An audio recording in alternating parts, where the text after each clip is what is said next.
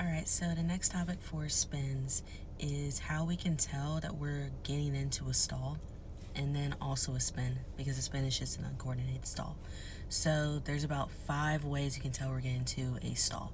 One is we can visually see our airspeed is decreasing. We can also notice that we're increasing our angle of attack.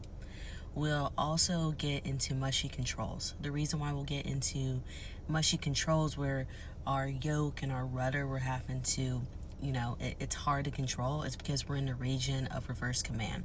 We're on the back side of that power curve, so our controls are not working as well as they normally would.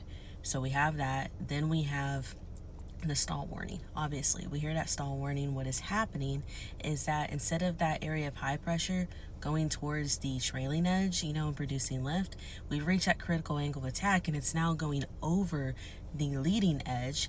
And essentially that vacuum, that stall warning is acting like a vacuum. And that's what we're hearing, is basically that air kind of like going in.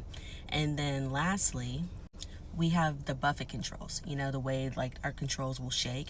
And the reason why is because that disrupted airflow that's going over our control surfaces is basically hitting those control surfaces because they're not smooth.